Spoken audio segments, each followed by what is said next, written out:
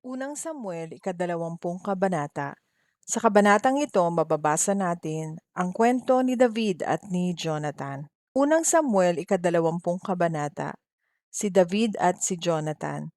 Tumakas si David mula sa Nayot sa Rama at pumunta kay Jonathan at nagtanong, "Ano ba ang kasalanang nagawa ko sa iyong ama at gusto niya akong patayin?" Sumagot si Jonathan, "Hindi ka mamamatay. Sigurado akong wala siyang pinaplanong ganyan. Maliit man o malaking bagay, ipinapaalam ng ama ko sa akin lahat ng gagawin niya. Kung binabala kanyang patayin, ipinaalam na sana niya ito sa akin, kaya hindi totoo yan." Pero sinabi ni David, alam ng iyong ama ang tungkol sa pagkakaibigan natin, kaya minabuti niya na wag nang ipaalam sa iyo ang plano niyang pagpatay sa akin, dahil baka masaktan ka lang. Pero tinitiyak ko sa iyo at sa harap ng presensya ng Panginoon na buhay na nasa panganib ang buhay ko. Sinabi ni Jonathan, "Kung ano man ang gusto mo, gagawin ko." Kaya sinabi ni David, "Bukas ay pista ng pagsisimula ng buwan at gaya ng nakagawian, dapat akong kumain kasama ng iyong ama. Pero hayaan mo akong makaalis at magtago sa bukid hanggang sa gabi ng ikatlong araw.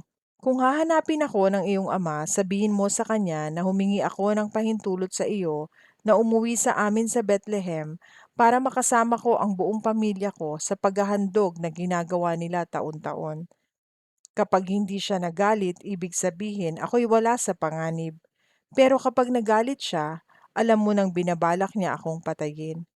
Kaya kung maaari, tulungan mo ako. Gawin mo sa akin ang kabutihang ito ayon sa napagkasundoan natin sa harap ng presensya ng Panginoon. Pero kung nagkasala man ako, ikaw na ang pumatay sa akin. Bakit mo pa ako ibibigay sa iyong ama?" Sumagot si Jonathan, "Hindi iyan mangyayari. Kung nalalaman ko na may balak ang aking ama na patayin ka, ipapaalam ko agad sa iyo." Nagtanong si David, "Paano ko malalaman kung galit o hindi ang iyong ama?" Sinabi ni Jonathan, "Sumama ka sa akin sa bukid." Kaya nagpunta sila roon. Sinabi ni Jonathan kay David, "Nangangako ako sa Panginoon, ang Diyos ng Israel, na bukas sa ganito ring oras o sa susunod na araw, makikipag-usap ako sa aking ama, at kung mabuti ang pakitungo niya tungkol sa iyo, ipapaalam ko sa iyo. Pero kung may balak ang aking ama na patayin ka at hindi ko ito ipinaalam sa iyo para makatakas ka, sana'y parusahan ako ng matindi ng Panginoon. Ngayon, samahan ka sana ng Panginoon gaya ng ginawa niya noon sa aking ama. At ipakita mo sana ang pagmamahal mo sa akin habang ako'y nabubuhay pa, gaya ng pagmamahal ng Panginoon sa atin. At kung patay na ako, ipagpatuloy mo pa rin ang pagmamahal sa pamilya ko, kahit pa patayin ng Panginoon ang lahat ng kaaway mo." Kaya gumawa si Jonathan ng kasunduan sa pamilya ni David at sinabi niya, "Ibigay ka sana ng Panginoon sa iyong mga kaaway kapag hindi ka tumupad sa kasunduan natin." At pinasumpa ulit ni Jonathan si David ng pagmamahal sa kanya dahil mahal na mahal niya si David gaya ng pagmamahal niya sa kanyang sarili. Pagkatapos sinabi niya kay David, "Bukas ay pista ng pagsisimula ng buwan at malalaman nila na wala ka roon dahil bakante ang upuan mo. Sa makalawa, bago gumabi, pumunta ka sa dati mong pinagtaguan sa bukid. Maghintay ka roon sa may bato ng Ezel. Darating ako at papana ng 3 beses sa gilid ng bato na parang may pinapana ako. Pagkatapos uutusan ko ang isang bata na hanapin ang palaso. Kung sasabihin ko sa kanya na nasa gilid niya ang mga palaso, lumabas ka. Tinitiyak ko sa iyo, sa harap ng presensya ng Panginoon na buhay, na wala kang dapat katakutang panganib.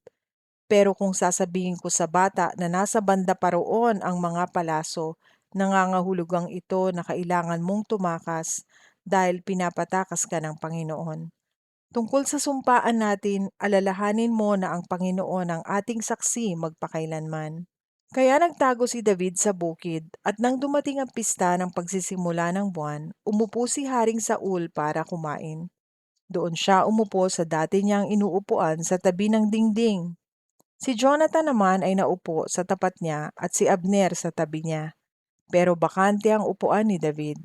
Nang araw na iyon, hindi nagsalita si Saul tungkol sa pagkawala ni David dahil inisip niya na baka may nagawa si David na nagparumi sa kanya kaya hindi siya nakapunta. Pero nang sumunod na araw, ang ikalawang araw ng buwan, bakante pa rin ang upuan ni David. Kaya tinanong ni Saul si Jonathan, bakit hindi pumupunta rito si David na anak ni Jesse para makisalo sa atin kahapon at ngayon? Sumagot si Jonathan, nagpaalam po siya sa akin na uuwi muna siya sa Bethlehem. Sabi po kasi niya, inutusan ako ng kapatid ko na sumama muna ako sa aking pamilya na maghandog. Kaya humihingi ako ng pabor sa iyo, payagan mo akong makita ang aking mga kapatid.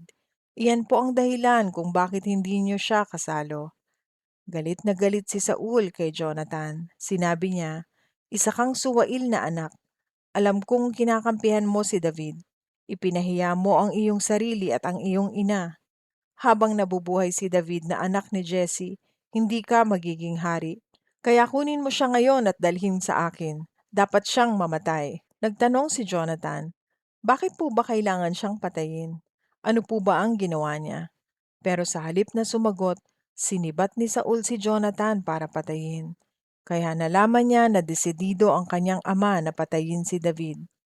Dahil sa sobrang galit, umalis sa hapagkainan si Jonathan at hindi na siya kumain ng araw na iyon dahil masamang-masama ang loob niya sa kahiyahiyang inasal ng kanyang ama kay David. Kinaumagahan, pumunta si Jonathan sa bukid para makipagkita kay David gaya ng napagkasunduan. May kasama siyang batang lalaki. Sinabi niya sa bata, tumakbo ka na at hanapin mo ang mga palasong ipapana ko. Kaya tumakbo ang bata at pumana si Jonathan sa unahan nito. Nang dumating ang bata sa lugar na binagsakan ng palaso, sumigaw si Jonathan, nasa banda pa roon ang mga palaso. Magmadali ka, pulutin mo. Pinulot ng bata ang mga palaso at bumalik sa kanyang amo. Walang kaalam-alam ang bata kung ano ang kahulugan ng mga pangyayari. Sina David at Jonathan lang ang nakakaalam. Pagkatapos, ibinigay ni Jonathan ang mga palaso sa bata at sinabi, dalhin mo ito pabalik sa bayan. Nang makaalis na ang bata, lumabas si David sa batong pinagtataguan niya at lumuhod sa harap ni Jonathan ng 3 beses na ang mukha'y nakadikit sa lupa bilang paggalang. Niyakap nila ang isa't isa na kapwa umiiyak, pero mas malakas ang iyak ni David. Sinabi ni Jonathan kay David, sige, sana'y maging matiwasay ang iyong paglalakbay, at sana'y tulungan tayo ng Panginoon na matupad ang mga sumpaan natin sa isa't isa, hanggang sa mga magiging angkan natin. Lumakad na si David at si Jonathan na may bumalik sa bayan.